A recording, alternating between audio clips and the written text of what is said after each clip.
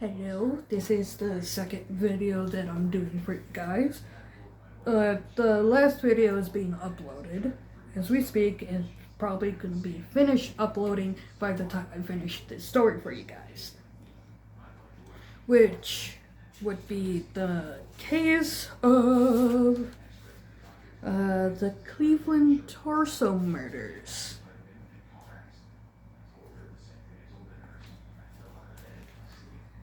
Who was the Mad Butcher of Kingsbury Run? The serial killer led one of the U.S.'s premier detectives in a gruesome dance and terrified the citizens of Cleveland for 4 bloody years. And this is from Unsolved Murders. This is from insert from the Cleveland News from 1936. He killed to satisfy a bestial sadistic lust for blood.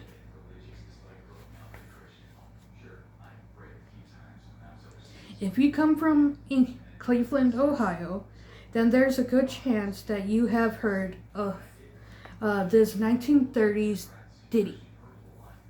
You mean story.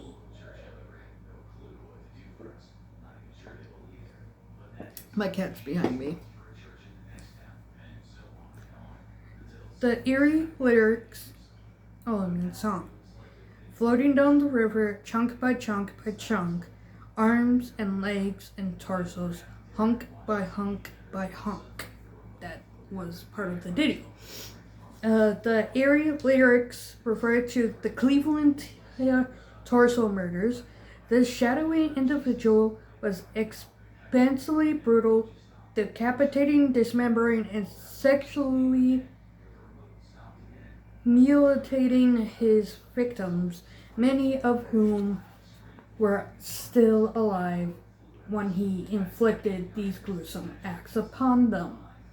The butcher was then later Kingsbury Run, a shanty town in a creek bed running from East 90th Street and Kingsman Road to the Chickasaw River, with their discarded limbs ready to be found by unexpected passerbys. The story unfolds on the calm shores of Euclid Beach in Brunton, Ohio, on September 5th, 1934. Frank Legless, Legassle, was gathering wood when he made a grisly discovery that he intentionally mistook for a log. Bobbing along with the flow of the murky water was the decomposing torso of a woman. Her head, arms, and legs below the knee were missing. The body had been treated with some kind of chemical preservative in an attempt to delay decomposition. The identity of the first victim was never discovered, and she was dubbed the Lady of the Lake. If you probably heard of the Lady of the Lake, not concerned with the Cleveland torso murders, but of an English legend, King Arthur, where the Lady of the Lake had a scalper. That's actually a fun fact.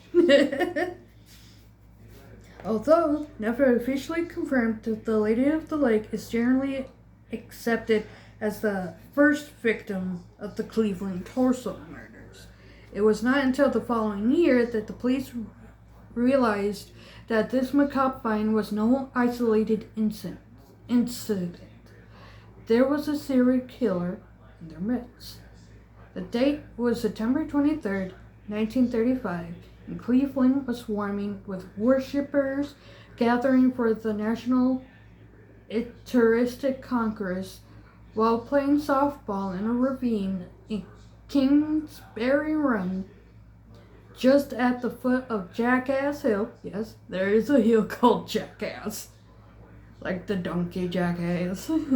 two boys stumbled across the bodies of two men who had been decapitated and castrated.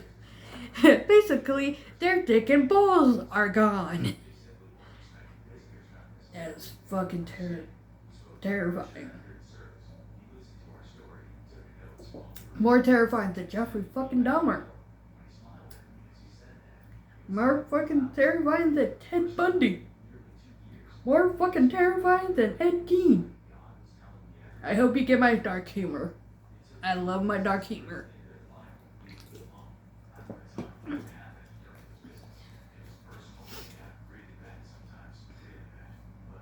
One was identified via fingerprints as Edward Andesari, 28, petty criminal from Cleveland's West Side.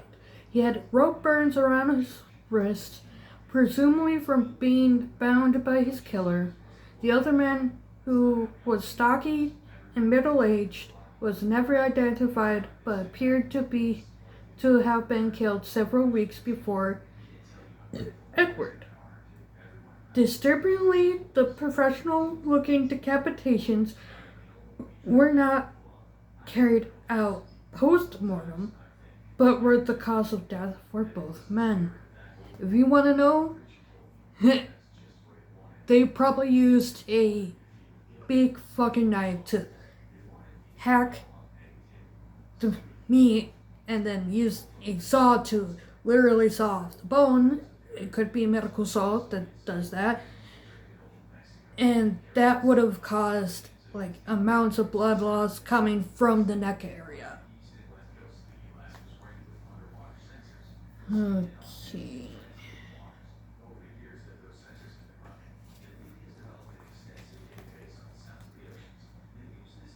This whole page right here is the Cleveland torso murders. This would be the coroner Samuel Ruber examined bones said to belong to the 11th and 12th victim. This was the spot where the torso murders were, while the police investigating, searching for clues in Cleveland, Ohio. This was the weapons used by the killer, bowling ball and two knives or machetes. Safety director Elliot Ness, a drawing of the suspect. Frank, after confessing to the murders, and this was a postcard sent to Elliot Ness by Dr. Francis Sweeney. Yes, his last name is Sweeney. The famed Prohibition agent Elliot Ness, as you saw the picture, had been transferred from Chicago, Illinois, to Cleveland, Ohio. In 1934, to become the city's safety director, he had successfully led an operation against Al Capone and other Chicago mobsters, and his remit was to clean up Cleveland's notorious organized crime networks. However, a very different kind of criminal was apparently now at large, and Ness was determined to catch him. I ain't kidding. This case haunted Elliot Ness to his deathbed. Like, he couldn't even find the killer. And the killer is still out there, probably having a family or whatnot. Sick motherfucker.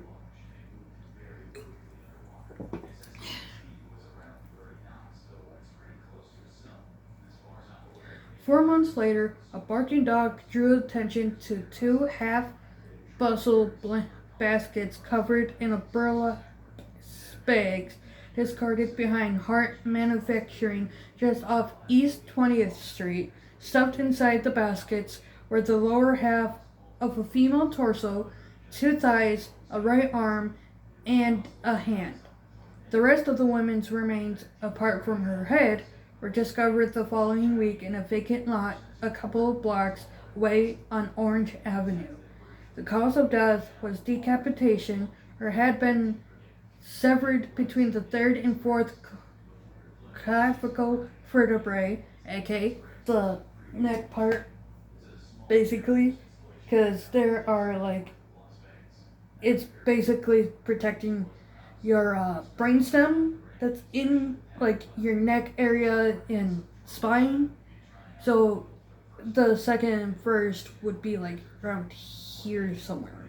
I don't know, I'm not a medical student. But watching a lot of crime shows, it helps. Okay. The cause of vertebrae with one swift stroke, fingerprints enabled investigators to identify the body as that of Florence Paleo, a 42-year-old barmaid and prostitute from Kingsbury Run area. She would be the last of the butcher's 13 victims that investigators would successfully identify. Victim number 5 was discovered in June 1936. This time, 2 boys were skipping school when they happened upon a pair of trousers rolled up into a ball laying near train tracks in Kingsbury Run. Hoping to find money in the pockets, they probed the object with a fishing pole. One of the boys commented, "We took a fishing pole and poked the bundle, and out pops a head." Investigators found a nude male body around 300 yards or 274 meters away in front of the Nickel Platte Road Police Building. Much like his male predecessors, the victim has been emasculated and decapitated.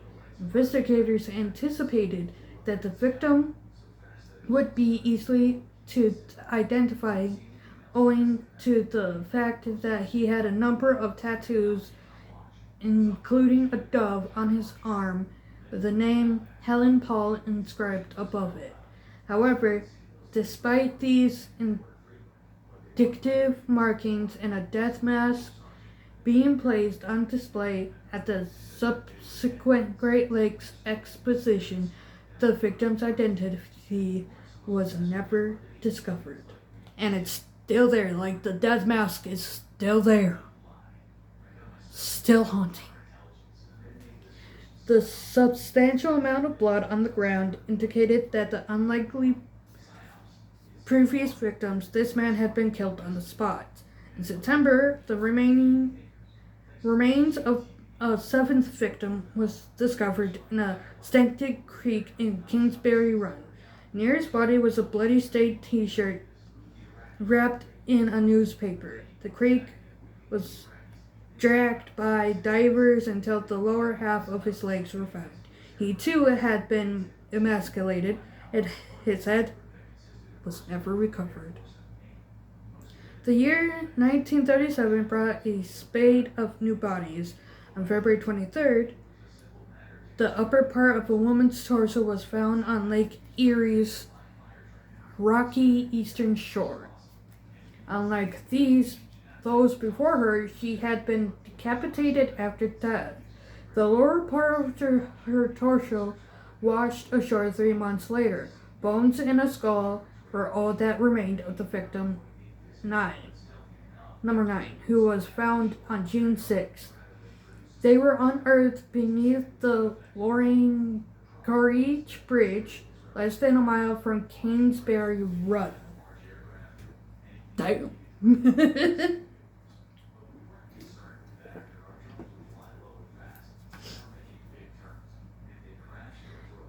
Analysis of the bones revealed that they were those of an African American woman who had been dead about a year.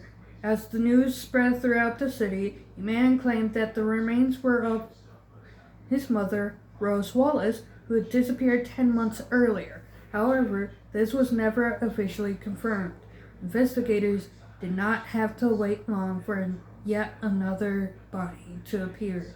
On July 6th, the lower half of a man's torso was found floating in the Chickahominy River. A burlap sack containing his upper torso was retrieved later. The victim has been spliced open, gutted, and had his heart ripped out. Freaky! If anyone knows that, what I just did by saying freaky, get a gold star. That it's from Mortal Kombat. Where's my Mortal Kombat fans at? There was a respite until April the following year when a young laborer saw something floating near a sewer outlet float into the Shikkawaka River. At first he thought it was a dead fish, but on closer inspection he realized it was the lower half of a woman's leg. In the coming weeks, a lung, a knot of intestines, and a thigh would be found in the river, along with two prolapsed sacks, one of which contained two halves of a torso. The second sack, which may have contained the head, sank without a trace. Despite Elliot Ness and the Cleveland police best efforts, they came no closer to catching the Mad Butcher of Kingsbury Run, or better known as the murderer of the the Cleveland torso murders, basically. The killer, at least. The final two victims were found on a landfill at East 9th and Lakeside on August 16th. 1938. A female torso was wrapped in a men's blazer and then wrapped again in an old quilt. A nearby box contained the legs, arms, and head was wrapped in a brown butcher's paper. As investigators trudged among the garbage, they came across the remains of a male body in more advanced state of decomposition than the woman found nearby. His head was found in a can. The landfill was in full view of Elliot Ness's window, almost as if the killer was taunting the director. And I did say he couldn't solve this, and he died not knowing who truly did it. 2 days later, Ness raided the shanty town of Kingsbury Run, demanding that it be burnt to the ground. Many residents left homeless were rounded up and arrested, as Ness presumed that the killer lived a transient lifestyle like his victims. Without any evidence to back up his theory, according to him, the arrests were for the people's own protection, and also to collect fingerprints, making potential future victims easier to identify. At a time when unemployment and homelessness were rife, Ness was highly criticized for these extreme tactics. Nevertheless, following the destruction of Kingsbury's Run, the killings finally stopped. The Cleveland torso murderer's skills with a knife led to speculations that he must have extensive knowledge of the human anatomy.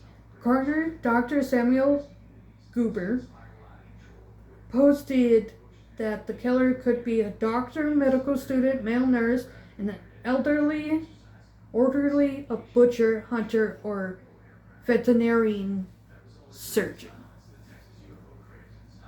Literally.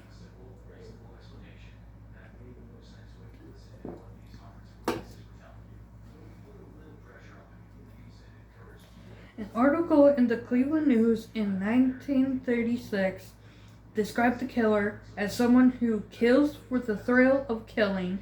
He kills to satisfy a bestial, sadistic lust for blood. He kills to prove himself strong.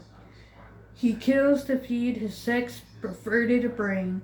The sight of a beheaded human he must kill for decapitation is his drug, to be taken in closer spaced doses. Investigators trawled the city in search of the killer's workshop. The police sent out advertisement in 44 languages, encouraging people to report any discovery of large quantities of blood.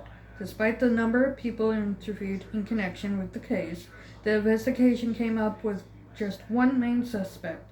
In August 1939, the police arrested Frank Dezel, a 52-year-old Slavic immigrant bricklayer who frequented the same downtown bar as the victims Polio and Desiree.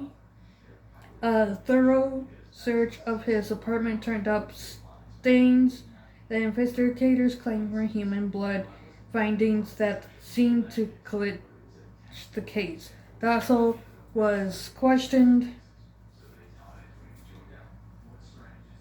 unrelentingly for 2 days, at the end of which he supposedly confessed to the murders. However, other than circumstantial evidence, there was little to tie this bricklayer to the slayings, and it did not take long for the case against him to start unraveling. There were also several discrepancies in Dazel's so-called confession. He offered to direct investigators to the missing body parts, but led them on a fruitless search. In addition, the supposedly incriminating bloodstains found in his bathroom turns out to be from an animal. Dazel then recanted his confession, claiming that the police had beaten it out of him before being brought to trial. The unfortunate Dazel was found hanging dead in his cell. Literally.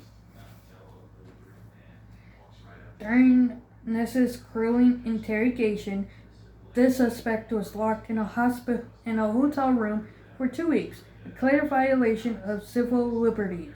In his book, In the Wake of the Butcher, James Bedell named the secret suspect as Dr.